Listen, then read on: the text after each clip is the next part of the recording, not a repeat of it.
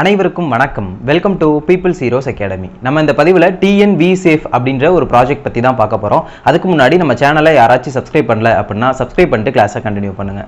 DNV safe அப்படின்னா Tamil Nadu women employment and safety project அப்படின்றது தான். இந்த திட்டத்தை உலக வங்கி நிதியுதவியோட 5 ஆண்டுகள், அதாவது 2024 இருந்து 2029 வரைக்கும் 1185 கோடி பட்ஜெட்டில் செயல்படுத்த போகிறோம். இந்த திட்டம் 2024 ஜூன் 27ஆம் தேதி தொடங்கி வைக்கப்பட்டுச்சு.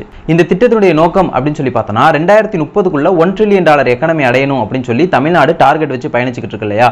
அதுக்காக விவசாயம் அல்லாத பிற வளர்ந்து வரக்கூடிய தொழில் நிறுவனங்கள்ல பெண் தொழிலாளர்களுடைய பங்கேற்பை அதிகரிக்கணும் அப்படின்றதும், அரசு பள்ளி கல்லூரி மாணவிகளை தொழில் முனைவோராக ஊக்குவிக்கணும் அப்படின்றதும் தான் இந்த திட்டத்தினுடைய அம்சங்கள் அப்படின்னு சொல்லி பார்க்குறப்போ, முதல்ல 8 மாவட்டங்களில் மட்டும் இந்த திட்டத்தை அறிமுகப்படுத்தி செயல்படுத்திக்கிட்டு இருக்காங்க. மகளிர் தகவல் வங்கி அப்படின்ற ஒன்று உருவாக்கியிருக்காங்க. இதன் மூலமாக பெண்கள் அவங்களுக்கு தேவையான தகவல்கள் அனைத்தையும் தெரிந்து கொள்ள முடியும். திறமை மதிப்பீட்டு தளம் அப்படின்ற ஒன்று உருவாக்கி அரசு பள்ளிகளில் 8ஆம் வகுப்புலேருந்து 12ஆம் வகுப்பு வரைக்கும் படிக்கக்கூடிய மாணவிகளுக்கு உளவியல் பரிசோதனைகள் செய்து அவங்களுடைய திறமை எதில் இருக்குது அப்படின்றத கண்டுபிடிக்க போகிறாங்க. பள்ளிகளில் தொழில் முனைவு குறித்த பாடத்திட்டமும் உருவாக்க போகிறாங்க.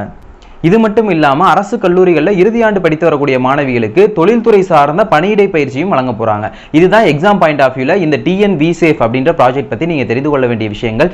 இந்த வகுப்பு புரிஞ்சிருக்கும்னு சொல்லி நம்புறேன். மறக்காமல் நம்ம சேனலை சப்ஸ்கிரைப் பண்ணிக்கோங்க. தொடர்ந்து நம்ம இதே போல இன்னொரு வகுப்பில் சந்திப்போம். நன்றி, வணக்கம்.